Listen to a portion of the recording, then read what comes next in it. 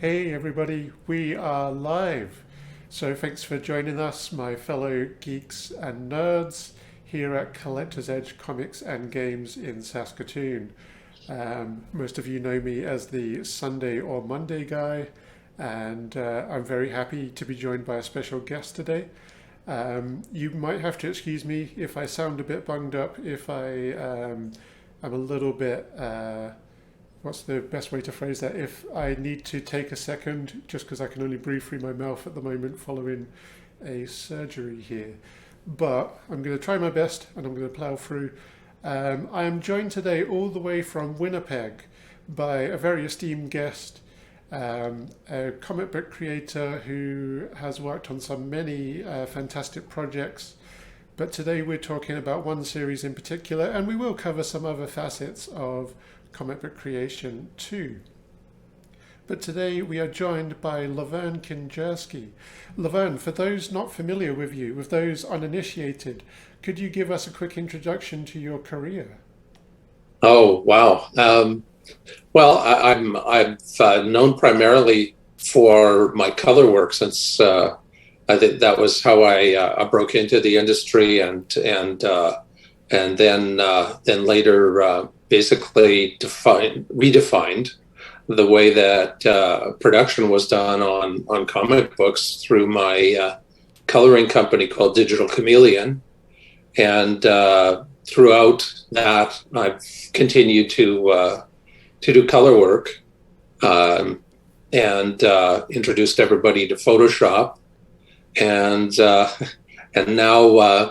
now when I started, occasionally I would do painted work, or in some cases some pencil crayon rendering and that. And now I am sort of hoist on my own petard, and everything's digital now. So I've been pushed along by that wave, and in one of the lulls, I was able to sell some story ideas, and so I've been working on writing since the '90s, and here I am on just sent off the plot for the sixth book of a series that we're going to actually discuss here, which is built around a character I came up with named Shame. Wonderful, thank you so much. And before we jump into Shame here and start talking about that series in particular, my understanding is that you were among the first colorists to work on what hopefully many of the comic book fans at Collector's Edge know, a Canadian series called Captain Canuck. Is that correct? Well, I did nothing that was reproduced in any of the books. I hung around the studio and basically helped out and kept bringing in new pieces of work to show to the artists who were working then, which was George Freeman and Jean-Claude Saint-Aubin, and they encouraged me, as well as Richard. And when George was working on the Elric books, his assistant at the time was moving away, and so I was invited to do a tryout for him, and eventually became George's assistant on the Elric books. And so Elric is where I broke into comics, being George's uncredited assistant for a while, and eventually getting enough work to gain some credit and an agent. Wonderful. Yeah, that must have been a fantastic experience to work with Chapter House and stuff like that. That's must be fascinating, because I became familiar with Captain Canuck even before coming to Canada. Mhm. Yeah, that sounds fantastic. So how did you transition from being a colorist into today being a writer? Well, I mean, when I was in my teens and early 20s and that, I was always writing up little stories and like illustrating them and and I would send that off to Marvel or DC and get the nice little pat on the head letter saying, great work, keep it up. And so I had always been writing my own stories, and when I had an opportunity to do a piece for Marvel for a benefit book, I pitched it to the publisher. They liked it, and they teamed me up with this guy who was breaking in like I was at the time, by the name of Tim Sale. And so I had my first published story illustrated by Tim, which is gorgeous. It's so well done, and from that I was able to convince my agent to, now you have something that I've written that's been in print that you can take out and sell. So then he started talking to people, and I ended up I've written for Marvel and Dark Horse, and I wrote for a while for a company called Penny Farthing, a character called the Victorian, and a bunch of other stuff. Wonderful. So now we're going to move into talking about shame. Before we do that, before we tackle the topic of the Shame series, I just want to play a trailer for everybody who's watching. So we'll be back in just a couple of minutes.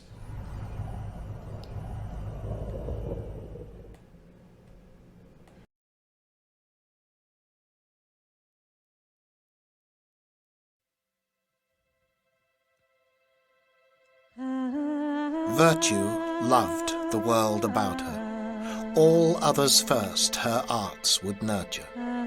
The pain of children she did lift, for healing was her special gift. For a child of her own she dearly wished, a selfish moment for a family missed. But evil heard her little thought, and granted her need with darkness brought. Her selfless life undone in a moment, Mother Virtue's baby heralds evil most potent. Now knowing the danger her daughter will bring, a prison Virtue tucks her in. There she'll grow, attended by nymphs, hidden from her father's merest glimpse. But if knowledge somehow she was to gain, revenge would surely be her gain. Though born of a good mother she may be, the soul of her father is there to see. For pain and destruction her gifts will be, our world enslaved, her legacy.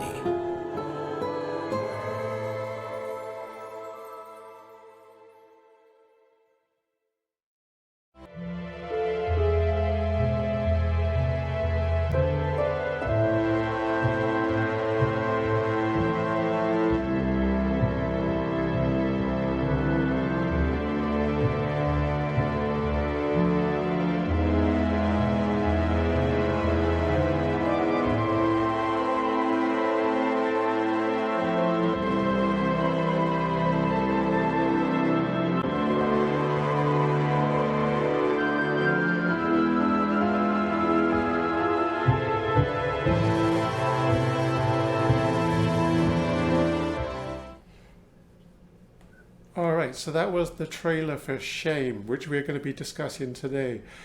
Shame is this wonderful fantasy horror series that, having read it myself, I would liken it to being a fairy tale if fairy tales were written for adults, if fairy tales went bump in the night. It's a beautiful series, Lovern. How did you come up with this series, and what was the main influence that you took in writing it? Well, I was actually telling someone a story, and what I started to do was to tell them about. I was going to tell them about a short story that Wally Wood did called "The Curse," And when I was talking to them about the curse, my brain just decided to go off for a little while on its own, and I just made some connections and leaps from that, and it sort of came up, with from that, where I had some questions about some of Wood's characters, because it's a short story. There's no big build up, and there's not a lot of background in that. So most of the short stories that I was reading in books like the Creepy and Eerie magazines were like that, and would, just start me thinking about, well, what if she gave birth to her mother, how would that happen? And then I started thinking about that, and I've always for the character of Slur, the father, I've always been very much affected by Dickens' Christmas Carol, and I remembered very much about his moment, or Scrooge's moment, with the spirit of Christmas Present, where he has two children huddled around his ankles, and he warns Scrooge about them, because one is ignorance and the other one is want, but the most dangerous one is ignorance. And so it just seemed, if I was going to have a real dangerous demon, he would be the demon of ignorance. And so just the little blocks start building like that, like a like one of those video game where you're trying to twist the stuff to make it fit, to build a wall that disappears and goes on forever. And the stories tend to be like that. That's wonderful. And speaking about Slur, the character designs are so vivid in Shame, and that's one of the things that really impressed me with the book. As a writer myself, I know that sometimes the writer has a majority hand in briefing the character design, and probably has a elaborately written brief on how each character should look, which is something that I do. But sometimes the character is more interpreted by the artist, more from feeling, from emotion. How much of the character design for the really vivid characters like Slur, like the Shadows, how much of that was you and how much of it was John?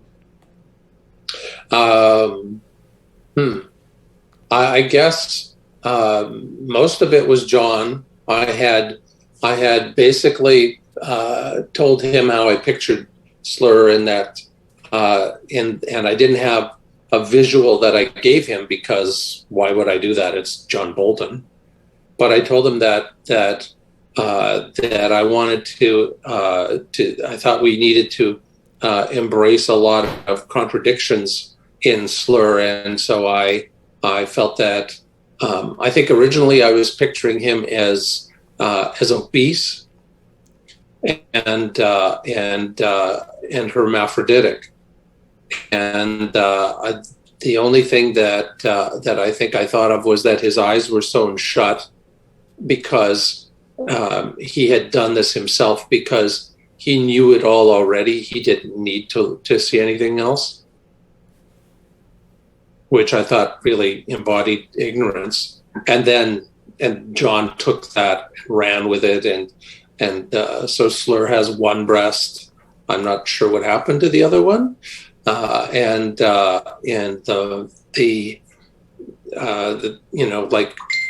the creation, the creature that he is, and that's entirely John. Maybe some other artists might have made him more human, but it's a demon, so all bets are off. Yeah, and it's such a vivid character design as well. You've got this skull that kind of looks like a elk skull as part of his head. it's vivid, but yet with John's artwork, it goes from somehow being horrific to being just beautiful. And speaking of John and his artwork, what was it like working with the very esteemed John Bolton as your artist? Oh, it's like once he starts, once he's got a few pages ready in that, he will send me, he'll email me a proof of them and that, and it's basically like, you know, I see an email from John and I see it's a proof and I open it up and it's like, you know, it's like opening up the gifts on Christmas morning. It's always a wonderful treat. It's fantastic, and it's not often that you get to talk about a comic book being painted, but this is such elaborately painted by John. The characters in Shame being a female-driven story, so much of it feels like what I could liken myself as being a folklore and mythology fan. So much of it feels like Slavic folklore and Slavic mythology in the sense that the tragedy of mother and daughter. Can you talk to us maybe a little bit about what your influences were in this kind of fairy tale that you've built in Shame? Well, it's kind of, you know, I think the things that started it percolating in my mind were things that are in from reality, like excuse me, like a real mother and daughter that I knew, and some of the nastiness that can happen between them, and how that can affect the children, and again be reflected back on them in that. I have I worked for a while at as a security guard at a crisis counseling center, and you know, you hear a lot of stories and all of that, and some of the things that people do to themselves or to others are fodder for horror stories, really. And so when I was coming up with them and that, I needed to hang it on something that had a logic, that, you know, something that made sense to me, because I know that when I'm following a story, whether it's a novel or whether it's a TV series, if the internal logic doesn't make sense to me, then I you know, I'm not in, it throws me out of the story. And in some cases, you know, I'll just, if it was a TV series that was like that, I basically go, oh, this writing's crap, and I stop watching it. So I wanted to keep me watching it, and so I kept working on the backstory of how to build this up and that, and certainly when I first came up with it, one of the questions I had was, do I need to do more backstory on this, or is this the right place to jump on the ride, and or do I go even further into the future and then flash back to this, and so it was ultimately the development of the characters that told me where I have to go, and I thought this was a good beginning point, because of where the main character or the mother virtue is at that point, and how Shame's birth or impregnation comes about. Maybe it's a little bit of Catholicism in the background too. I'm not entirely sure. Yeah, it does feel like there's a little bit of the Catholic ideas of sin and shame in there as well. Oh yeah. And talking about story, I'm a writer as well for the comic book medium, but you're quite unique in this world in that you've been on the art side of things as being a colorist, and now you're obviously in that writer's world as well. So I want to know how much of this was full script and how much of it was running dialogue between you and John.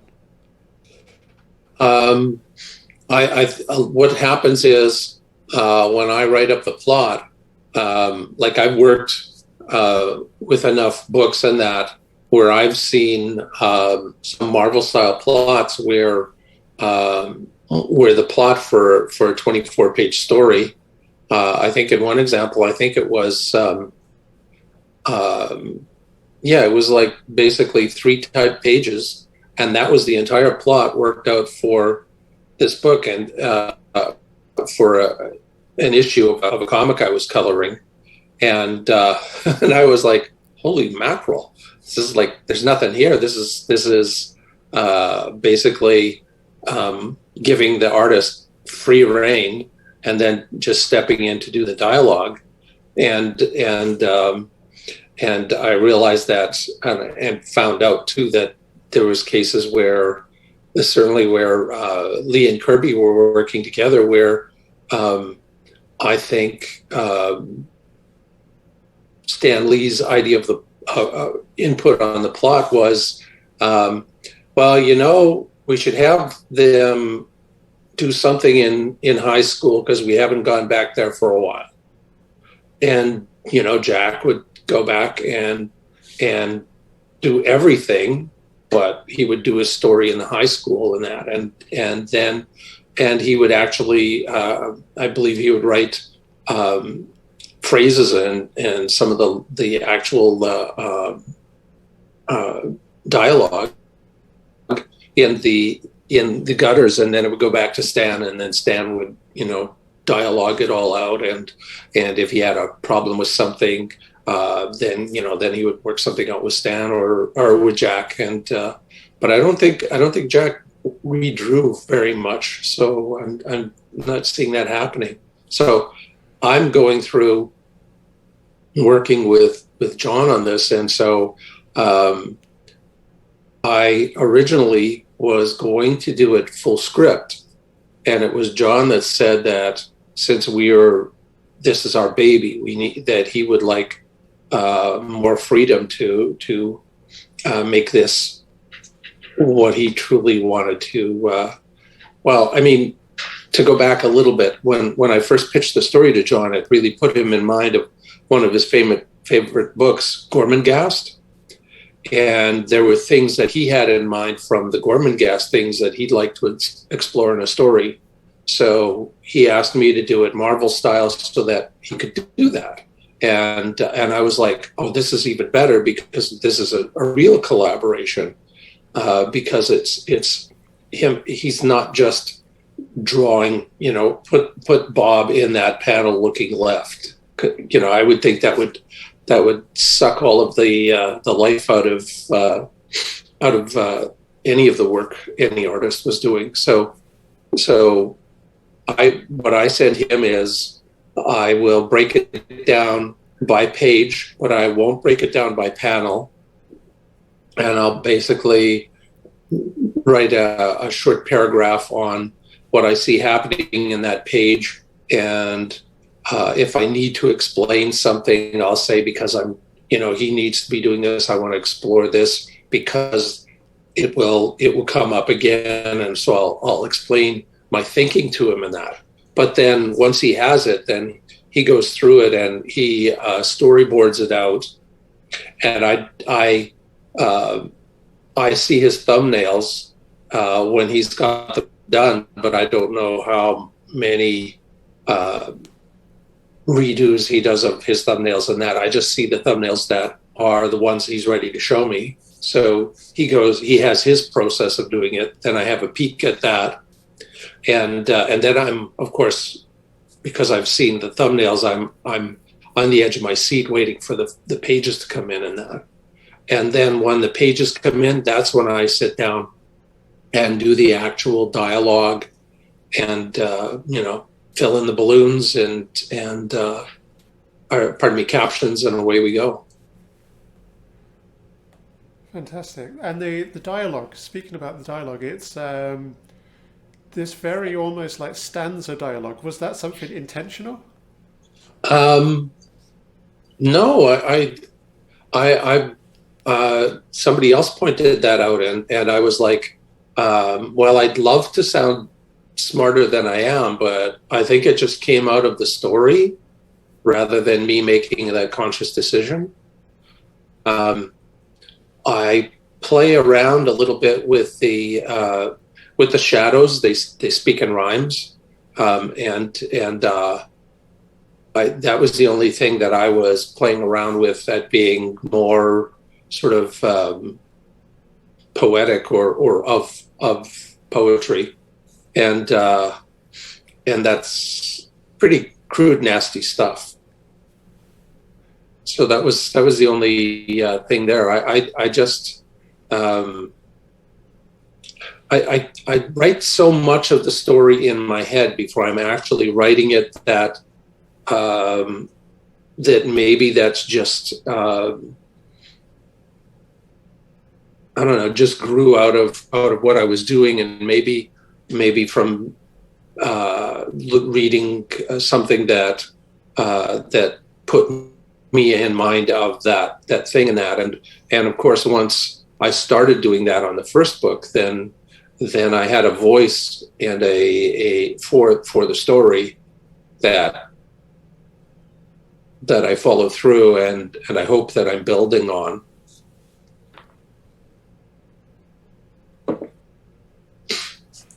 Fantastic.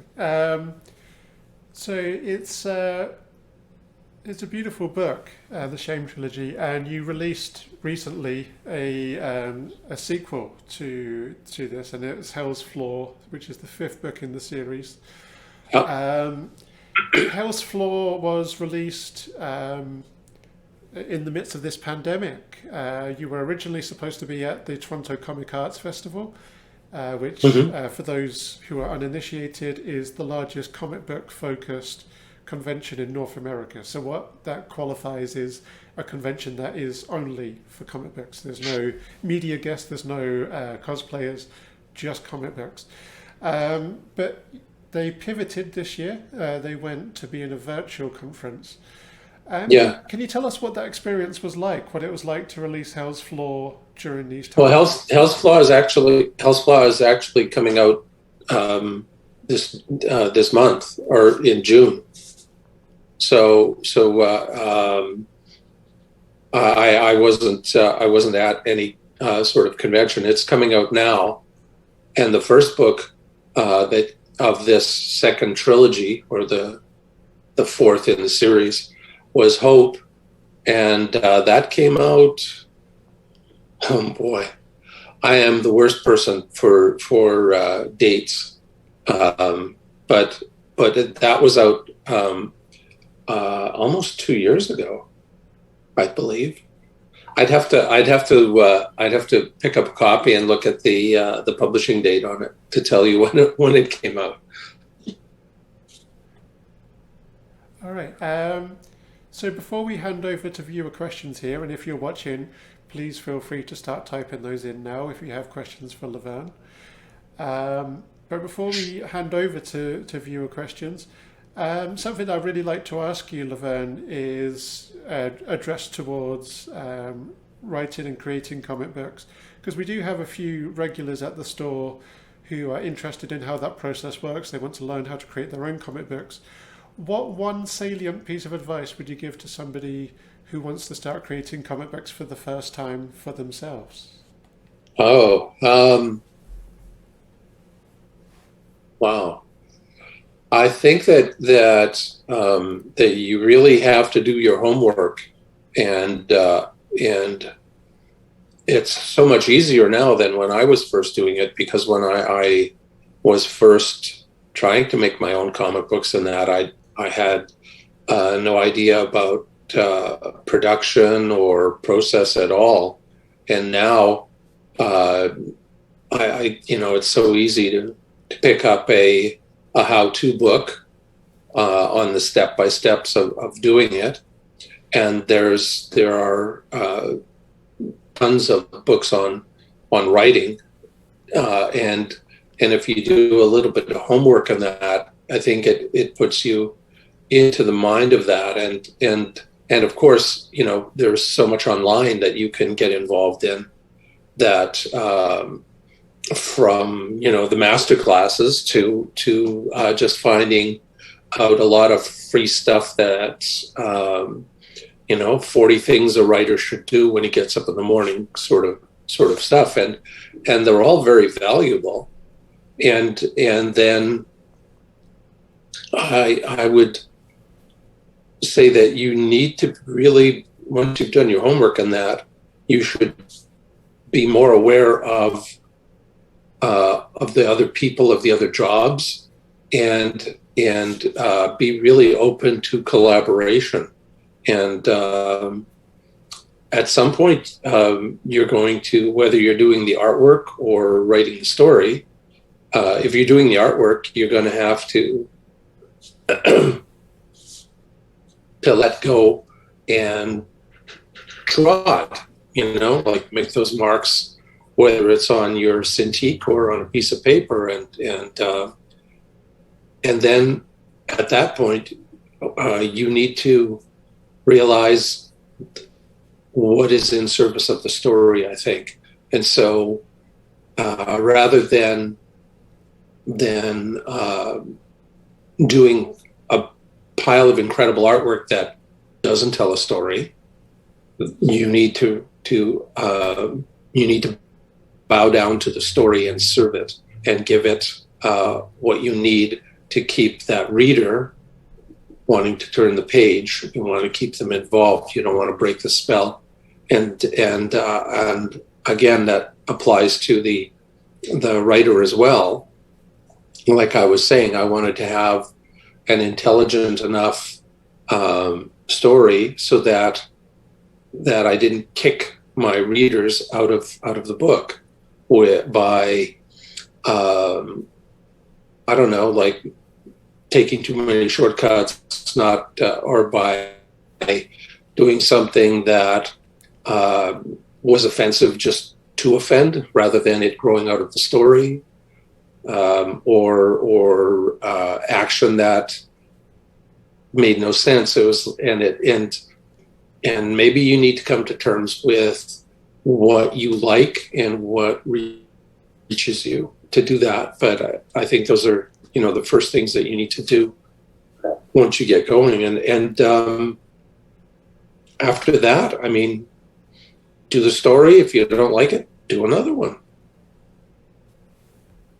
And I think the process there is the more you do, the better it's always, hopefully, I hope, the more that I do, the better I'm getting at it. But I think I remember reading an article where Neil Gaiman was early on, was basically saying that he didn't feel he was a writer yet, but he was going to keep acting like a writer until he became one, or what he felt was, until he felt he was one, maybe. I don't remember the exact phrasing.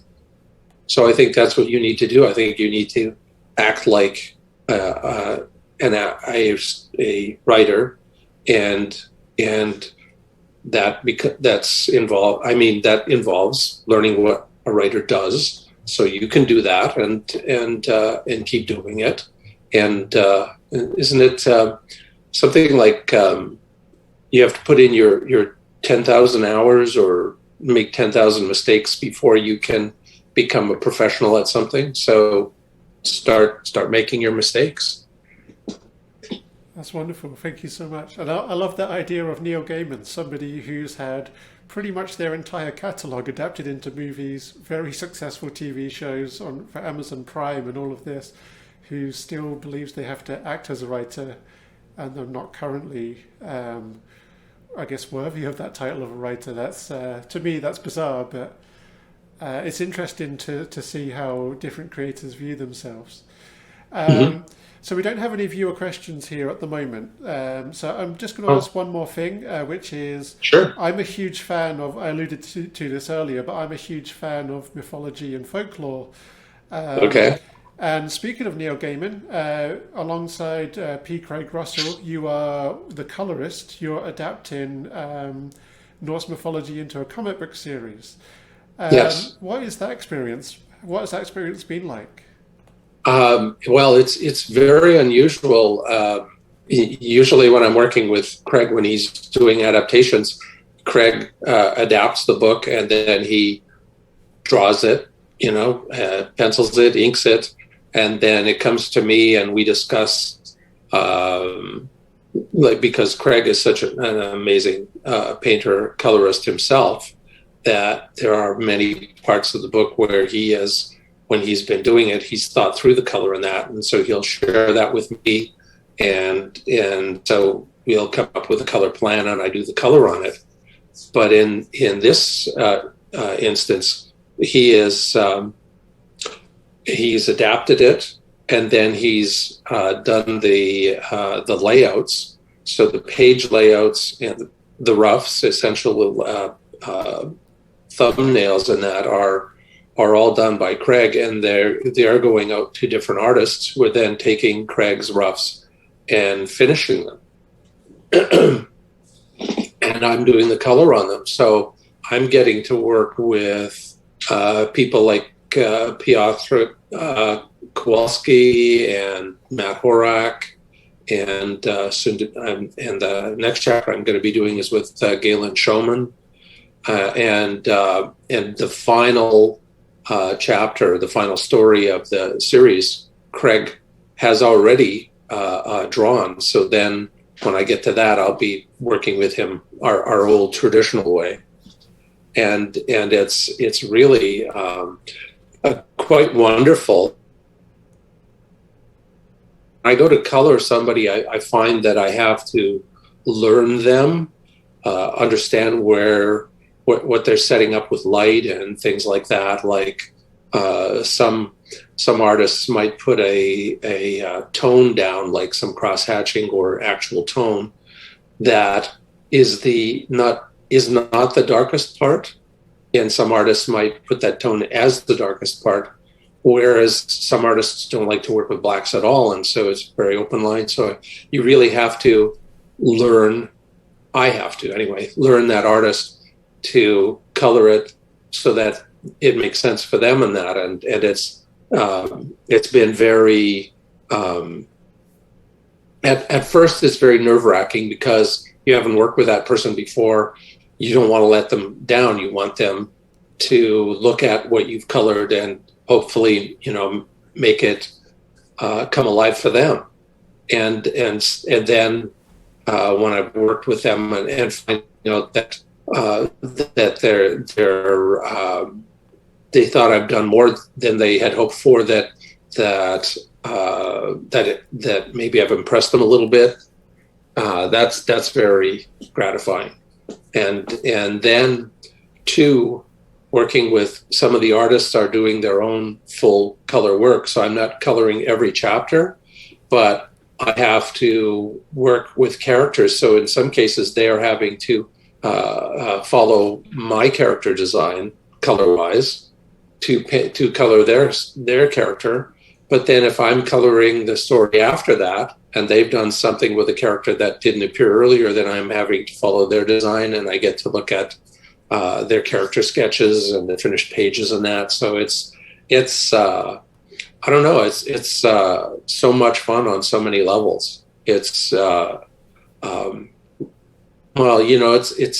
it's nice to be behind the scenes, whether it's a comic book or a movie, and you feel like I don't know, like a special club, Yeah, for sure. And Norse mythology is in fantastic hands with P. Craig Russell, because he has spent many years adapting quite successfully. I love that graphic novel, the Ring des Nibelung. So yeah, who better than P. Craig Russell? Well, thank you for joining us. Oh, yeah, sorry, carry on. Yes, and that we did traditionally, and that was amazing to work on the color of that. And that was, I don't know, that was climbing the mountain. So maybe the Norse mythology stuff that I'm working on now is a little easier because I got over that. Craig led me over that peak. Fantastic. Well, thank you for joining us today, Lovern. It's been a real privilege. Shame is available at Collector's Edge. So we have Shame Trilogy, Hope, which is book 4, and Hell's Floor, which is book 5. All available now at Collector's Edge Comics and Games in Saskatoon. And you can also purchase Norse mythology when that comes out periodically, as it does. Thanks again. Really appreciate it. And thank you everyone who joined us. Oh, thank you so much for thinking of me, and I really enjoyed answering your questions, and it was a time. Thank you.